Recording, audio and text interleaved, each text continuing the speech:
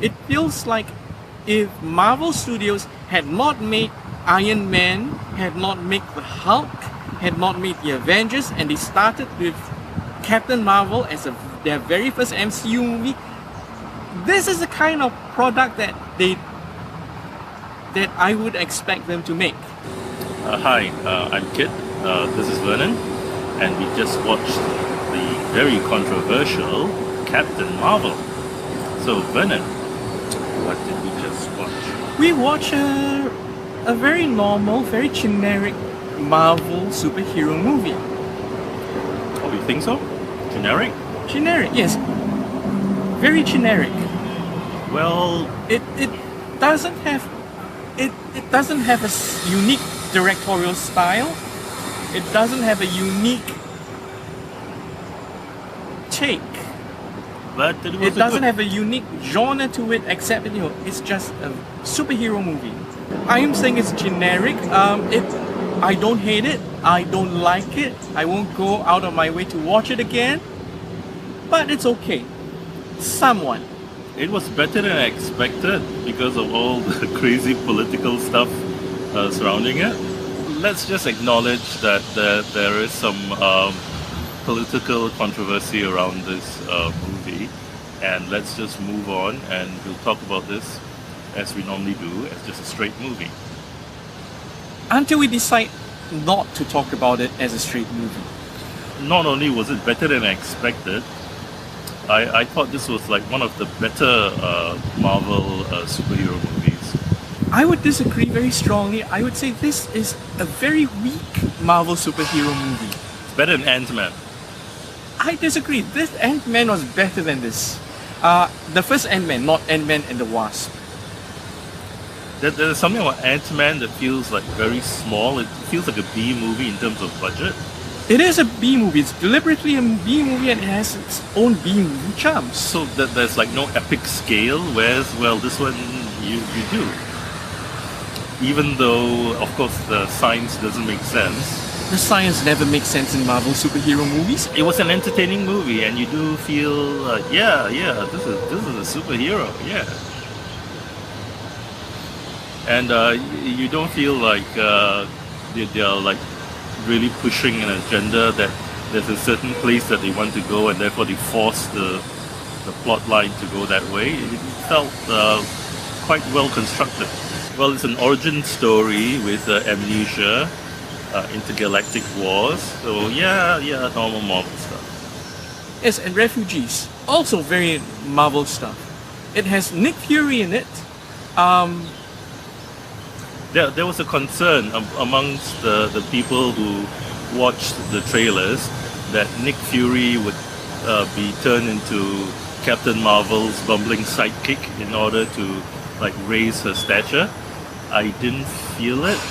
Although Nick Fury does come across as a comedic sidekick, Yeah, but it wasn't disrespectful. thankfully. And if this movie disrespected his character or played false to his character as established in so many Marvel movies, he would have let us know. Captain Marvel, as played by Brie Larson, is an amnesiac. She's when the movie begins, she's a soldier and a military operative in the Kree Empire. And so the mystery of who she is. She has visions or dreams where she clearly remembers bits and pieces of her life on Earth as some kind of military pilot. So it just, But we don't know what happened to her, who she really was, and why she's, a super soldier for the Kree Empire. and overall it works. The first like 30 minutes of the movie, you're really engaged. I was really engaged because the mystery really was intriguing. Well, of course, they do reveal what the mystery, what is behind the mystery. So it's less intriguing, but the story that is revealed itself is interesting. Let's talk about the story. Basically it revolves around, as everyone expected, it revolves around the Kree Skrull War. And the Skrulls are a race of shape-shifting aliens who infiltrate and take over planets. And in centuries old, decades old, we don't know, but a really, really old war with the Kree. Yeah, shapeshifters. Science fiction trope. It's okay.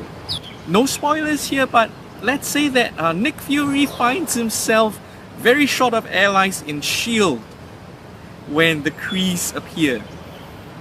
But we will be spoiling a lot of the movie later on, won't we? I mean, we normally do. There's a Kree-Skrull war in which Captain Marvel is sort of right in the middle of. She's a member of the Kree. Supposedly, even though as the audience, we all see her nightmares or dreams where she clearly is not a member of the Kree at all. Yes, but if she's not a member of the Kree, Then did the Kree kidnap her? why does she look like the Kree? And the Kree look a lot different in this movie. They're like purple face Kree, red face Kree, and Ronan the Kree. They are? Yeah, they look kind of very diverse in this movie. Even Jude Law? Yeah, Jude Law is a Kree supposedly, and he's got red skin. Jude Law had red skin? Yeah, he had a reddish tint to his skin. I didn't know this. Yes, and Jimon Hunso plays a Kree, and he looks totally different from the rest of them as well. He looks like Jimon Hansu. He looks like Jimon Honsu in science fiction gear. But he has They did something special with his contact lenses that they don't do with anyone else. but he has a very small role for a person of an actor of his stature. Because of course the main star is Brie Larson. It's okay. She does carry the movie. I mean, she does have some star power, and well, based on the trailers, the detractors were saying that she's wooden, she never smiles. Well, she does smile in the movie. She laughs. She makes really lame jokes. I wouldn't call her acting great. I think it's because secretly there's nothing special about this superhero movie you watched. Except that she can like zap energy bolts through her fists. Which I believe is one of the best in a Marvel movie, isn't it? I'm not a Marvel expert, or I'm not even a Marvel fan actually. But because of that, she does not have to do like really spectacular martial arts acrobatics. Although there are fighting scenes, which are heavily CGI, but they're fighting scenes. Which are really not impressive. They're not. And see, he's still trying to make you believe it's a great film, whereas every story word he is says is like, it's not impressive, it's... It's the SGWs. Don't hurt me! Don't hurt me! No. Actually, the story was good. Well, I can nitpick at certain things, but overall, the story, the characters, they did work. But okay, let's compare it with Alita, who is also an amnesiac. Alita has a character arc. I don't think Captain Marvel has a character arc at all. And if you haven't been following the whole controversy, the detractors are actually very pro-Alita, as proof that they are not female leads in an action movie, and they are actually asking for people to watch Alita again instead of Captain Marvel, to send a monetary signal to Disney. I don't know how that would work, frankly. But It's market distortion, I tell you. Market distortion. okay, Boycotts are distortion of the natural market process. If a film is bad, people just don't watch it that much. You don't have to encourage people to watch a certain film more and discourage people to watch a certain film. Doesn't work that way. Oh, I didn't see the soapbox there. Okay, I'm sorry. Captain Marvel is worth watching in the cinema. It's worth the price of the ticket. But I would only watch it once. I watched Alita in the theater more than 5 times. So Alita is way better. It's way better. And he's trying to convince you this is a great superhero I didn't movie. say great. I didn't say great. I said better than I expected. And I said good for a Marvel movie. And I'm not a Marvel fan. Okay, I would say that this is really middling to kind of weak for a Marvel superhero movie. Okay, name Marvel movies that are better than this. And I'll tell you why they're better than this. Okay, yes. Okay. I would actually rank Ant-Man, the Okay. first Ant-Man, better than this. Okay, I would we rank- covered Ant-Man. Okay, next. But we haven't discussed why it's better. I Okay. would also rank Guardians of the Galaxy, both of them, better than this. Okay, higher yeah, than this. yeah, okay, Guardians of the Galaxy. Yeah. I would rank. I would rank the first and second Thor better than this. No, Thor was a mess. Thor was a mess. Right. Thor was a mess, but it had something. It had some things that this movie lacks. Very strangely. The Thor world building sucks because they tried to combine mythology with science, and it does not work. And they also had pacing problems. The first movie was slow. You do not feel bored watching Captain Marvel. That I can say for it. You don't feel bored, but you don't feel inspired. You kind of just feel okay. It's a superhero movie. Fine, there's nothing beyond it. Now, Ant-Man to me is a perfect example of what Marvel Studios and Disney got right in second phase Marvel or second phase MCU, Which is?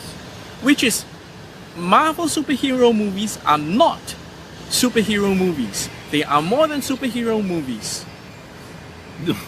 Go on. I'm giving you enough rope to hang yourself. Ant-Man just happened to have a superhero in it, but it worked because it was a great heist film.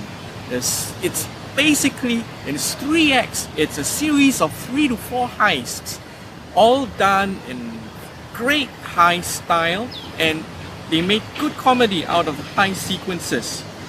There was the planning, there was the execution, there was the assembling the members of the heist team, and it played to that strength.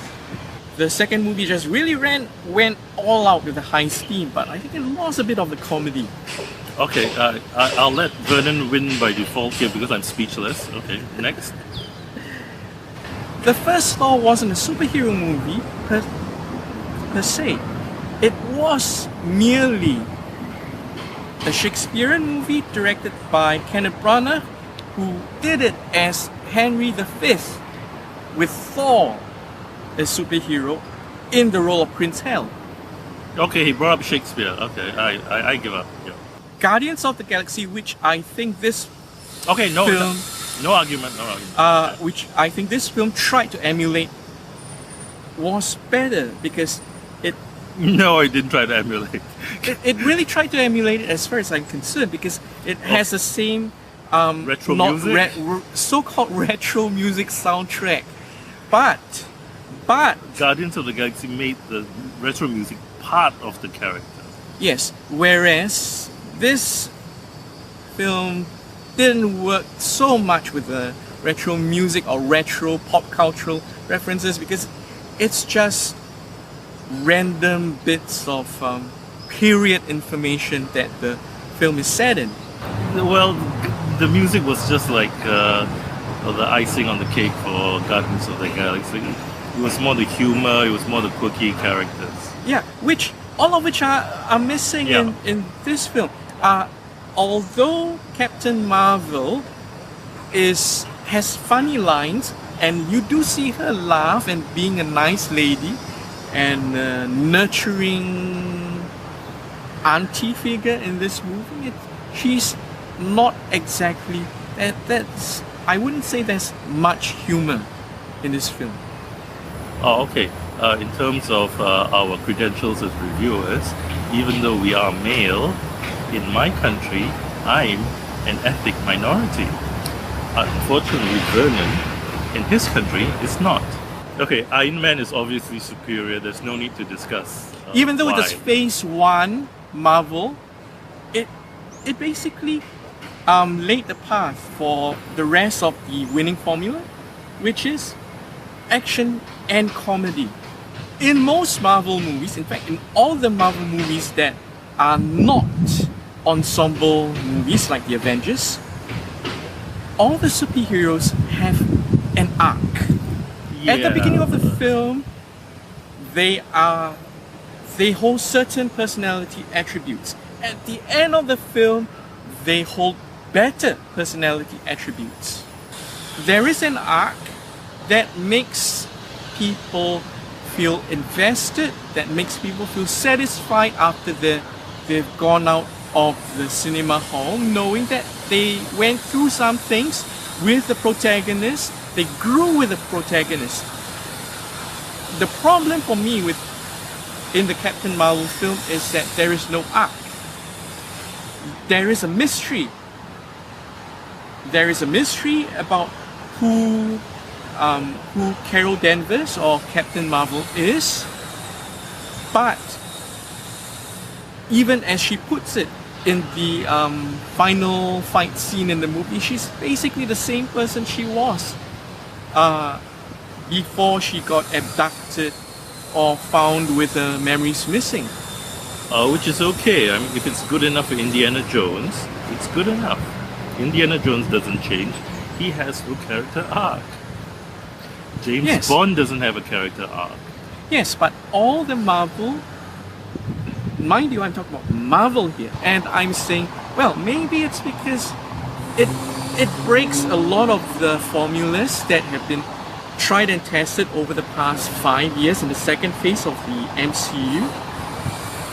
No, it's also the execution. For example, okay, what's bad about the execution then? Wait, for example, the first Matrix movie, you can watch over and over again because it's not just the fight choreography, it's also the editing is really slick. Whereas the second and third Matrix movies, yeah, the story didn't really work, but also, yeah, the editing, it just wasn't so impressive. The way the scenes were like intercut, and okay, like Alita, you watch it again partly for the fight choreography, and nobody will watch Captain Marvel for the fight choreography. I wouldn't watch Captain Marvel for the fight choreography. I'll tell you what I'll watch it for. I'll watch it for the cat, and I'll watch it for CGI de-aged Samuel L. Jackson. Yeah, wow, that was impressive. That was impressive. So it's like a Michael Mann movie. You can watch it over and over again because even though you know the story already, you know how it ends, every time you watch it, you still get the dramatic punch. And that's what you get with Alita also. But I don't think you'd get it with Captain Marvel.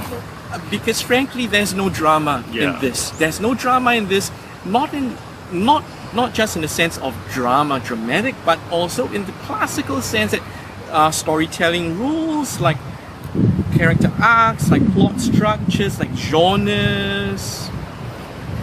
Actually, thinking about it now, aside from like some of the special effects, it doesn't really feel like a blockbuster movie. It feels like if Marvel Studios had not made Iron Man, had not made the Hulk, had not made the Avengers, and they started with Captain Marvel as their very first MCU movie, this is the kind of product that I would expect them to make. Yeah. Very early on, in fact, during the experimental run of their MCU filmmaking or franchise making. But at this late stage, and you give us Captain Marvel, say, oh boy, do better than this. Yeah, that's a good point. I would agree, except for the Hulk. I would also compare this to Wonder Woman. DC's Wonder Woman, which, I think saved the DC franchise. Temporarily until they sort of... Well, Aquaman made $1 billion. He doesn't like Aquaman, I do. He's not looking for the Shazam I do. But if you compare this to Wonder Woman, I like Wonder Woman. It had a truly heroic female lead. It had a character arc for the female lead. She grew. Her character grew in terms of heroics, in terms of responsibility, in terms of sense of self, in terms of standing for the right thing and for the right people. I like the story, and I like the fight sequences. Yes, it had a real story to tell, and as far as comparing Captain Marvel to a film like Wonder Woman, it really pales in comparison to Wonder Woman. And I like the Gal Gadot, how you pronounce her name. She has a charisma about her. You could feel like cheering for a character, whereas for Brie Larson's Captain Marvel, yes, she does. She's the protagonist. Yes, she's the central character. Yes, she has a mystery that she needs to solve. You're supposed to feel empathy for her, but cheer for her, not so much. Actually, now looking back on it, Captain Marvel feels kind of like a small movie. It feels possibly like a TV movie, even though I watched it in the cinema. Like Guardians of the Galaxy, it feels big. Maybe it's the visualizations, the special effects. I mean, they're both set in space. How easy is it to make a movie set in a superhero movie set in space feel not epic? You tell me. Okay, you'll notice that we are not really talking so much about Captain Marvel. There's not much to talk about. In other Marvel movies, because there's a lot to talk about in a movie if it's really bad or it's really good. So Captain Marvel is like, it's okay. It's okay, but there's nothing. So there's nothing much to talk about. There's nothing significant we can talk about. It didn't really make huge mistakes. It didn't do anything exceptionally well. Yeah, so it's not a thumbs up or a thumbs down. It's just it's worth watching. Yeah. It's worth watching maybe on Netflix. If you're angry about the politics, if you don't want to watch it, that's fine too. Yeah, you're not missing out much, but if you want to watch it, well, okay, fine. And there's also Black Panther, which I really, really like. It's not just a superhero movie. In fact, it's not quite a superhero movie. It's more of an Afrofuturist movie. A what? An Afrofuturist movie is a movie set within the Afrofuturist genre, which was created in the, I believe, mid-60s to 70s, where black filmmakers started making their own low-budget, futuristic sci-fi films. And basically, Afrofuturist genre is a science fiction genre that tries to imagine what a black society would look like if it were not oppressed, for example. Therefore, it is science fiction. I'm not saying it's not. I'm just saying I haven't heard of it before. And again, I win by default. Black Panther takes a lot of its visual, ideological, artistic cues from the Afrofuturist movement. If you want a good criticism of Black Panther, there's this guy called Mauler on YouTube, Mauler. He does a very good critique of Black Panther and also Star Wars. It really succeeded to me because, to make a superhero movie cross a totally unexpected genre and to make that crossing or hybrid work, that is something. Okay. And sadly, I mean, coming after what? Half a year after Black Panther, 1 year after Black Panther, and we had to watch Captain Marvel. It's like, yeah, because Black Panther did have a lot of comics history to pull from. so did Captain Marvel. Uh, It also has the history of the DC Captain Marvel comics to pull from. Captain Marvel is DC. Captain Marvel started off as a DC character. Then how did it become Marvel? No, okay. I'm not a comics guy. I'm not a Marvel guy, but what I've seen on YouTube is that they rebooted Captain Marvel quite drastically a few times.